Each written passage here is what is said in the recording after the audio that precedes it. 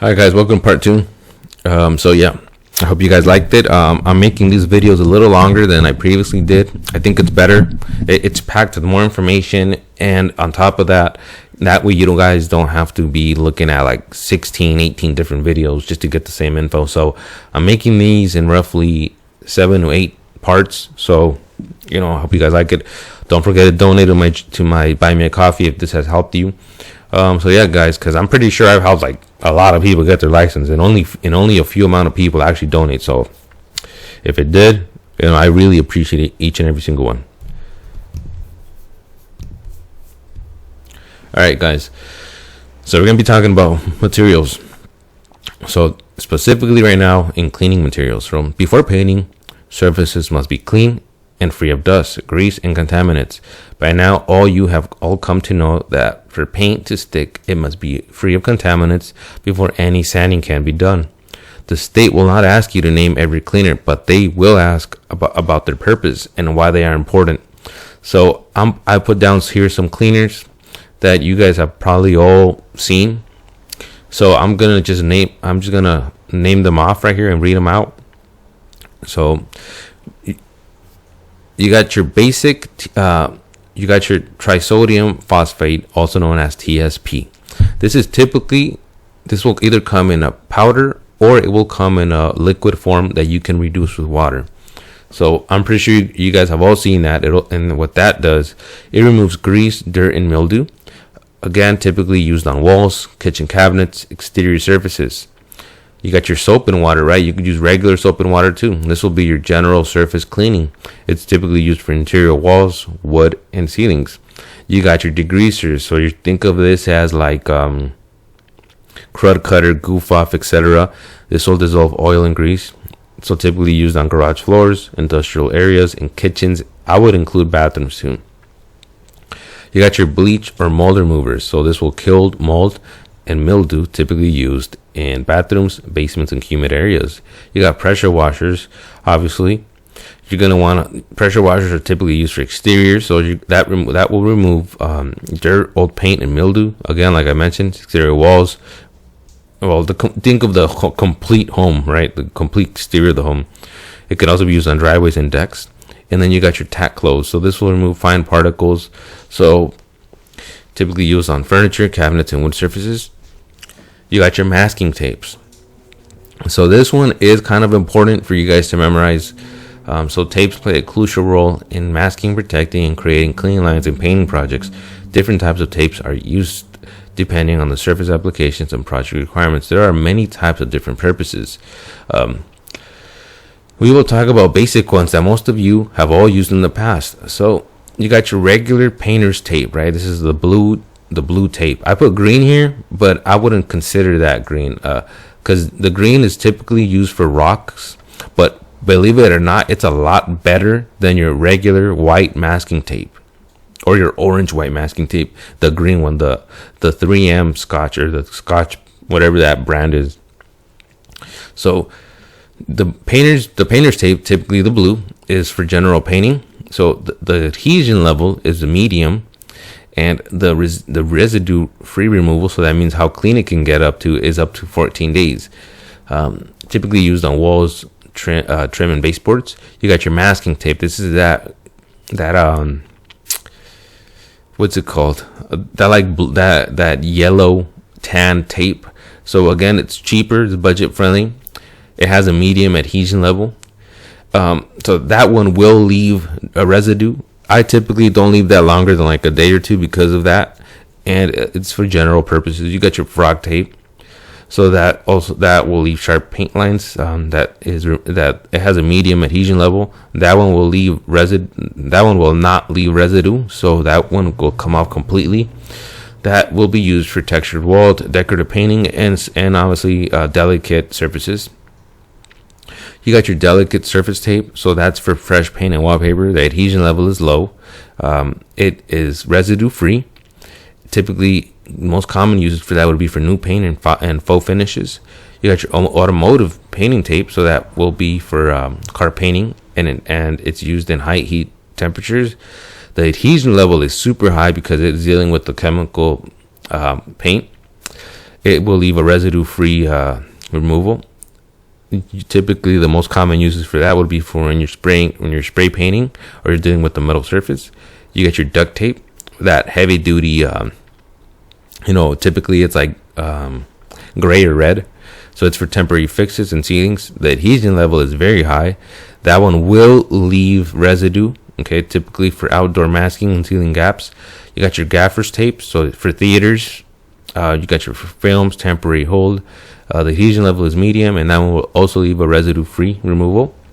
So that one is more for like securing cables, that sort of thing, connecting things together. And you got your double-sided tape, so that's for mounting. It's for lightweight objects, and it comes with different levels of adhesion. That one will leave residue, and typically used for holding plastic sheets and paper. You got your plastics, right? I'm not going to go over what type of plastic you're going to need. The state isn't going to ask you about that. It's just going to name painter's plastic. So, plastics play an important role in the painting industry by serving as materials for tools, protective coverings, additives, coatings, etc.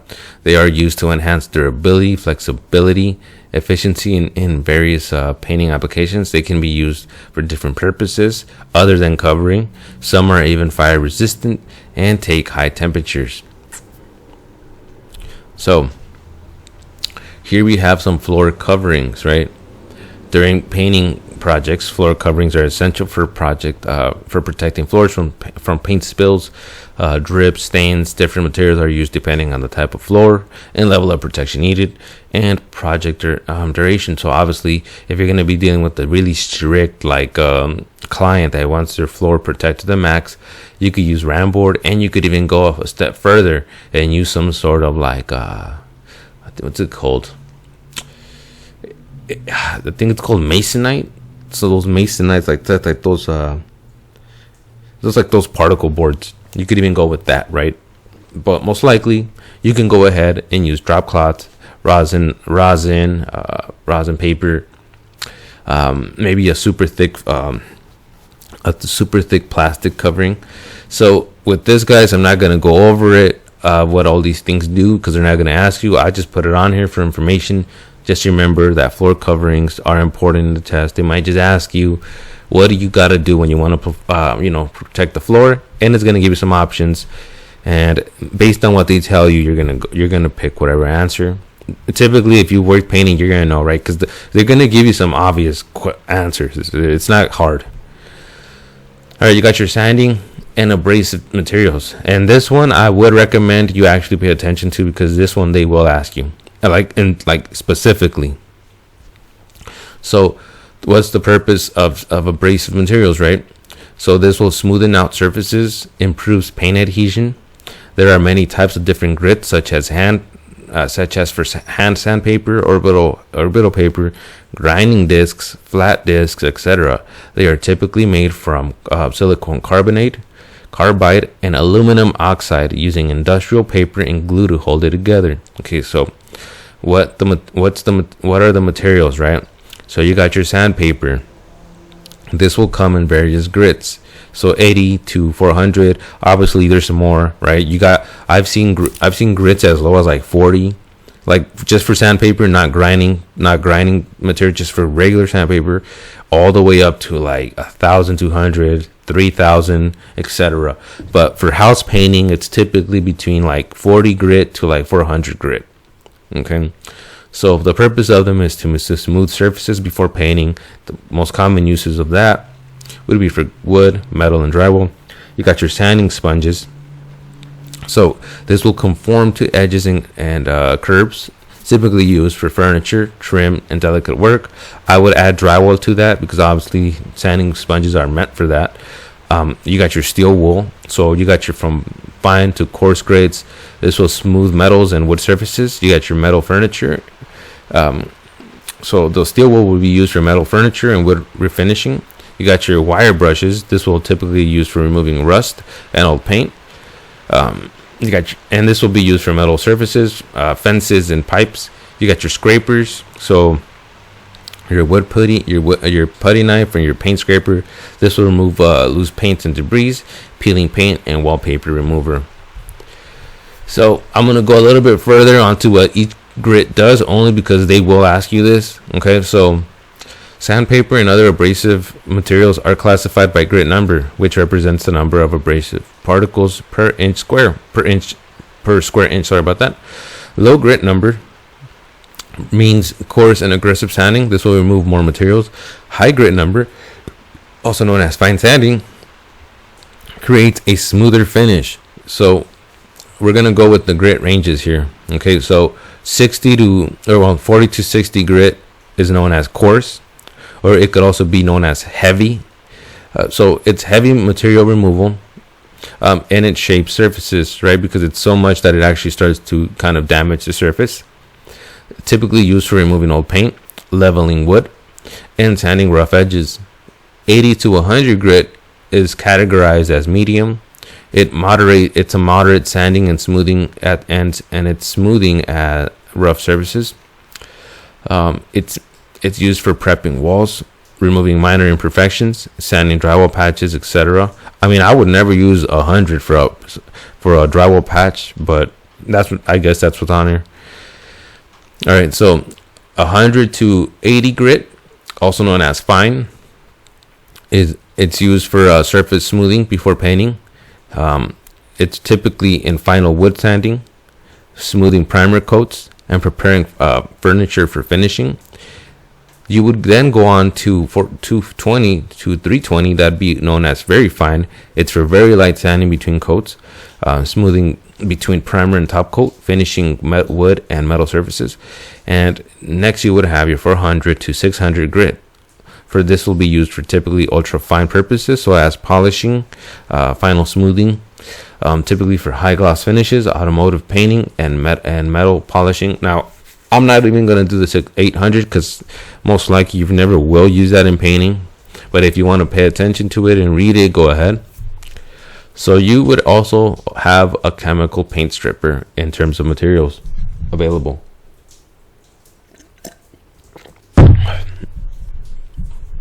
So chemical paint strippers are solvent-based, caustic, biochemical products used to dissolve and remove all paint, coatings, varnish, or finishes from surfaces. They help in repainting, restoration, or refinishing projects where sanding or mechanical stripping is impractical or too aggressive. I'm going to go a little bit farther here, and I'm going to put that it's also used to remove lead paint. Okay, typically they sell some strippers that are meant for lead paint, and that stuff is like super strong. But that's the only way that you can get lead paint off of surface. I guess that's been painted with it.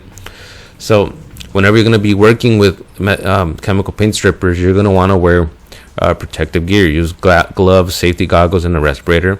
Ensure ventilation, because a lot of times there's fumes, I guess, being coming off the paint stripper and the paint. Apply it evenly. So you can use a brush or spray or coat it with or a spatula. Give it some time to activate. Scrape off the paint. You want to go ahead and neutralize it if it needs it, right? Some strippers you gotta use like acetone or lacquer. Some you gotta use like a little packet that comes along with it, and it'll dissolve in water. Some can be neutralized with vinegar, etc. And from then on, you want to clean the surface, right? Wipe it down with water or a solvent base before painting. Make sure that it's 100% off, or else it will start to leak through to the new paint. So here we have some sort of chemical strippers. I'm not going to go into this because they're not going to ask you this. I'm just giving you guys the basic rundown of what a chemical stripper is. If they ask you what it is, they're not going to ask you what type there is. So repair and patching materials. So this, I will go into it only because they will ask you.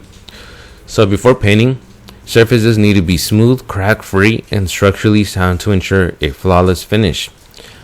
Repair and patching materials are used to fill holes, cracks, dents, and surface imperfections on walls, ceilings, wood, metal, and concrete. Always prime before and after patching, or it will bleed through the coatings. Okay, so if you're going to use a spackle, this is typically used for light duty and heavy duty. I've never used spackle, honestly. I've always used Bondo. It's just something that I've always, it kind of guarantees it's not going to sink, but we're just going to go base here with spackle. All right, also known as like a paint patching compound. So the purpose of it is to fill small holes, or nail holes, and minor dents, typically used in interior walls, ceilings, and drywall. I would add trim because obviously. So joint compound, this is for drywall mud. This is used for larger wall repairs, finishing seams. Typically, this is used for drywall repair, patching large areas, etc. You got your plaster patch. This will restore cracks and damage in plaster walls, used for older homes with plaster walls. You got your textured patch compound. So this will match textured walls and ceilings, repairing knockdown and popcorn and orange peel textures. So you got your drywall tape. So that'd be your paper and mesh. This will reinforce drywall joints and preventing cracks, covering drywall seams before painting. So if you're going to be dealing with any sort of interior like trim, you can use spackle, paint patching compound, or Bondo. Or you could, I guess, if you want to even go a step further, you can use epoxy patches if you want.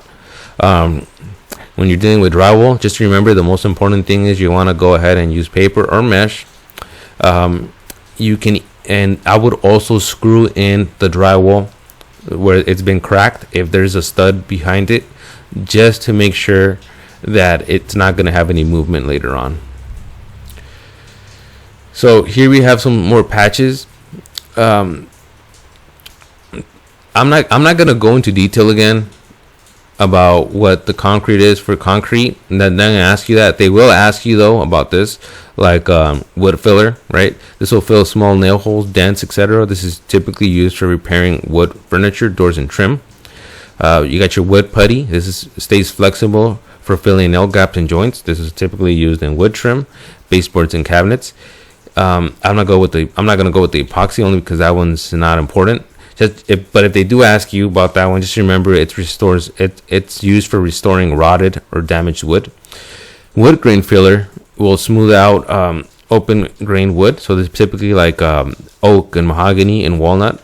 Since their type of wood always has little cracks and holes in it, that will typically just cover those holes. All right, so here we have. Now we're going to talk about caulk. So caulking is used in the painting industry to seal gaps, cracks, joints before painting, prevents moisture, air leaks, and ensuring a smooth finish. Different types of caulks are used based on surface types, flexibility, durability, and paintability. So this is something they will ask you on the test. So I guess try to remember it, pay attention to it, and go over it as many times as you can.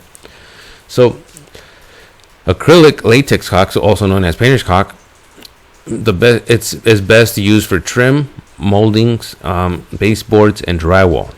Is it paintable? Yes. Is it waterproof? No. All right, now silicone caulk.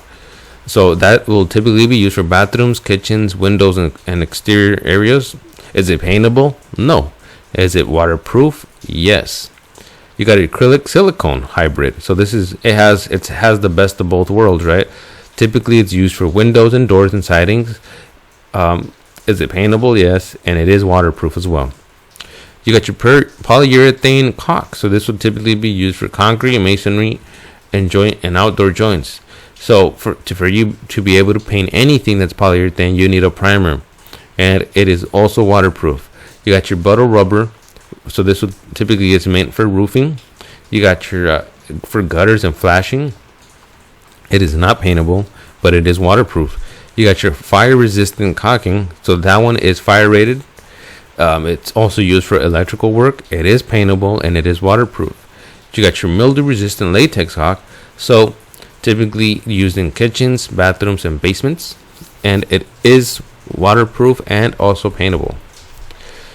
Is that all there is? No, there are many more materials out there that it would be impossible to even go through them all. Every year companies are making new products and new breakthroughs in the industry causing even more to come out. We will be talking about tools in the future, as some are interchangeable when it comes to talking about material. So now we're going to be talking about tools. And remember, guys, about the material list. I put what the state will give you a question on. Okay, there's plenty more like tools out there and materials, but they're not going to go too detailed into that. They want the basic information to be out there. So we're going to talk about brushes now. And this tool is typically the number one tool as a painter that you'll be using, apart from a sprayer, or the prep work tools, right? A paintbrush is a brush used to apply paint or ink. A paintbrush is usually made by clamping bristles to hold to a handle with a ferrule. They are available in various sizes, shapes, and materials. Thicker ones are used for filling in. The thinner ones are used for details. They may be subdivided into decorator's brushes used for painting and decorating, and artist brushes used for visual art. Paint brushes are essential tools for the painting industry. It's used for precise application, detailing, and finishing. They are chosen based on bristle type, shape, and size, and pretty much to suit different paints, coatings, and surfaces. There are many types of brushes available on the market. The most common sizes are 1 inch, 2.5 inch, 3 inch, 4 inch. Some are larger, thicker, and heavier. You can also have fine detail art brush sizes, so those little mini ones, right, when it comes to like detailed work. The most common types are flat, chiseled, angled, and round. So here we're going to talk about what brushes types there are, or what their application would be, right? For general painting, you would want to use a flat or angled brush. Typically, the best use about it would be that it's smooth and even application on large surfaces. You got your cut-in brushes. This would be for edges, corners, and windows. This would be your angled sash brushes. So it's used for precise control for sharp paint lines. You got your detail and decorative painting. So this can be your round or fine tip brushes. This would be for small surfaces and intricate designs. You got your varnishing and staining. So the brush type for that would be for you would want to use like a natural bristle brush. So those black ones or those brown ones, they're not plastic. They're natural fibers. It'll be typically used for wood finishes, cabinets, and furnitures. You got your heavy coatings. So this would be for like oil-based and enamel and polyurethanes. You want to use a stiff bristle, right, or synthetic brush. So a plastic brush that's like super thick, because you're dealing with thick materials. Typically used in industrial coatings and metal surfaces. You got your touch-ups, and for small areas, you'd want to use a small or artistic style brushes. It's for spot repairs and detail artistic finishes. So here we have some brush. It's raining, so I hope that's not coming through. You got your brush shapes and sizes. So angled brushes would be angled, as you can see right here. It's slanted edges for cutting in around windows, trim, and detailed work. You got your flat brushes. So straight brushes for larger areas like walls and ceilings. I've always used angled brushes. I've never used flat brushes, but that's what they're meant for. You got your 1 inch to 1/2 inch. It would be for detailed work and small projects. You got your 2 inch to 2.5 inch for walls and ceilings, windows and cabinets and trims. And for 3 to 4 inches, you would use them for siding, decks, fences, and masonry. Here we have the handle types. So you got your rat tail. This would be a pencil grip, is ideal for precise work. This will be for like a dale or a juntant. You got your fluted, so rounded edge. It rests easily on your hand. You got the glide, the extra Oregon, and the bow. And all these are Purdy brushes, by the way. So if it's just a different company and it has a different name, well, So you got your beaver tail. These are kind of shorter and it has a better grip. So it's a ideal grip for painting large surfaces. And you have your short tail, or your short handle. This would be handles don't get in the. So this is so that the handle doesn't get in the way of tight spots. All right. Paint brushes can be made from natural animal hair, synthetic materials like nylon and polyester or foam. There are two types. Typically, this would be known as natural and synthetic. So, think of this as the natural as like hairs, animal hairs, and synthetics as plastics made at a factory, okay? So, naturals are used for oil-based coatings such as paint, varnish, stains, etc. They are not recommended for water as they will absorb too much and swell up. They do not run the same as synthetic, okay? So, it should never be used for water-based paints. Synthetics, these can be used for water-based, and if made with a certain materials, like it could even be used for oil-based materials. These are readily available. But remember, guys, once you use a brush for something, don't ever mix it with another base again, right? So if you use one for water, always use it for water. If you use one for oil, always use it for oil. Never mix them up, as you will ruin them. So here we have the certain types of brushes, the bristle brushes. So we have what's known as, well, before I even go there, let me tell you guys, all these right here are going to be used for oil-based finishes, okay? So for the bristle type, we got like hog bristle, also known as China bristle. This is literally from a pig, from a hog. Okay, so it's stiff, it's durable, it has split ends, so it holds more paint. It's used for oil-based paints, stains and varnishes, and polyurethanes. You got your ox hair brushes. This is softer, it's a smoother application. So this is more like for like fine art, detailed work, and glazing. So staining like a cabinet where you want to make sure every hair goes into a crack or a crevice. You got your sable hair. So this is very soft, so it holds its shape very well. It's for watercolors, fine finishes, and artistic work. You got your badger hair. It's tapered, smooth. It has smooth blending, so it's not all one type of hair. It's more so like to kind of blend in certain materials, and it's made for wood finishes and faux finishes. So because it's blended, it gives it a different look as opposed to the other brushes. So these are best for oil-based paints, varnishes, wood stains, and specialty finishes. These are not suitable for water-based paints. They will absorb water and lose their shape. Here you have your plastic, pretty much your plastic brushes made from like factory, okay? You got your nylon, so it's soft, it's flexible, and holds the shape well. It's used for latex paints, acrylics, and water-based coatings. You got your polyester. This is stiffer, durable, and holds less paint, made for exterior paints and rough surfaces like stucco. You got your nylon polyester blend, so it has the best of both worlds. This is for balance, flexibility, and durability. It's made for general purpose painting. It's water-based and oil-based painting, so this is the one that can be used for both water and oil-based. However, only stick it to one base and leave it at that. And then you got your polypropylene plastic filament. So it's stiff, it's resistant to solvent and heat. It's meant for heavy duty coatings, so epoxies, and it's used for an industrial use. All these brushes are best for water-based paint, so your latex and acrylics. It's used for exterior and interior walls.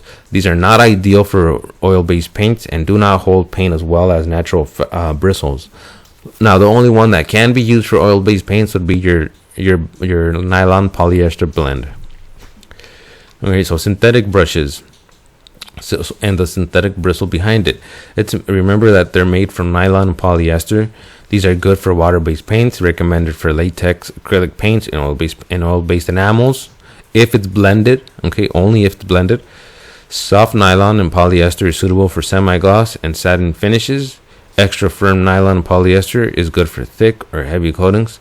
These have artificially flagged ends, which means that the ends of the hairs of the brush are split and hold more material. The flagging is done by the manufacturers. So whenever you see these brushes, you see the ends of them are cut like very finely. That means the company that made them did that, okay? For natural brushes, okay, also known as China brushes, these are made from animal hair like boar, horse, badger, etc. These absorb oil-based paint quickly. They leave a smooth finish, and these are good for painting for painting fine finishes if it's paint. These have naturally flagged ends, which means that the end of the hairs of a brush are split and hold more material. So that means that they come naturally cut at the ends of them, so it's really fine. All right, so it's just like any hair at the like, have you ever seen like a woman's hair at the end? Sometimes, and when that's not taken care of, it'll be flagged. It's the same thing with these brushes, okay, except it's natural. The ones that are synthetic, the factory did it. Here you have your foam brushes. Okay, these can absorb and hold all types of paint, so polyurethanes and stains as well. They provide a smooth finish. These are useful for furniture and cabinetry and trim. It has blended. They use blended bristles. It combines the best qualities of the natural and synthetic materials. It's suitable for a wide range of paint types, a popular choice among both professionals and hobbyists. So what makes up a paintbrush? The paintbrush consists of three main components. This would be your bristles, your ferrule, and your handle. Each part is made from different materials, influencing the brush's performance, durability, and application. A plug or divider is also an important part of the brush. It is the wedge added to the base, and it splits the bristles on the middle to evenly spread them. So here we're going to talk about what makes up a brush, right? So you got your bristles. These are going to be your hairs. And what that does, it holds and applies the paint evenly, right? You got your ferrule. This is your metal band surrounding the hairs and the base. So pretty much that can be made from stainless steel, aluminum, brass, or nickel-plated steel. It secures the bristles, would be the hairs, and connects it to the handle. You got your handle. That's made from hardwood. So it could be from beech, birch, ash, or plastic. Okay, that will provide the grip and controls for precise painting. And finally, you would have your epoxy adhesive, your industrial strength glue that holds the bristles to the ferrule, and the ferrule to the handle. If it's not glued on, it'll typically just be nailed on. So the bristles, remember, are the most important part of the brush, as it holds the paint, that holds and applies the paint. These are available in natural hair. Remember, natural hair is best for oil-based paints, stains, and varnishes. You got your synthetic bristles, typically made. These are best for water-based materials, so latex, acrylic, that sort of thing. Some brushes have tapered bristles for better and precise control. You got your ferrule behind it. That would be your metal band that surrounds the brush that connects the bristles to the handle and ensures durability. Usually made from stainless steel, aluminum, brass to resist corrosion, because it's going to be in water all the time. It's higher quality ferrules have double crimping for strength, for stronger bristle retention. So again, some are double crimped, making it stronger. The epoxy adhesive that'd be inside the ferrule, pretty much a strong bonding agent that holds the bristles inside the ferrule. It prevents bristles shedding and enhances the brush's longevity. You got your handles. It provides comfort and control during painting, typically made from hardwood. So, it could be from beech, birch, ash, like we mentioned before. It's durable and better balanced for professionals. You got your plastic. This is more like a friendly, for budget-friendly brushes. And of course, you're going to want to go with ergonomic handles, right? You got some that fit your hand better than others. So here, I went ahead and put up a picture of what a typical brush will consist of. And they will ask you to name what each one is, okay? So just remember this. Remember, here you have the handle on the right. You remember that you have the ferrule, which is the metal surrounding the handle and the bristles. Inside of the ferrule, you got your plug. Okay. The brush setting is where it's located at. You got your heel, which is the top of the ferrule. You got your trim length of the bristles themselves. Remember that the toe is where the bristles stop, and the flag ends is where the hairs or the bristles are split. Okay, so remember, this is where the bristles are split at the end. This is the toe where it stops completely. The length, The heel is this area. The brush setting is this part right here.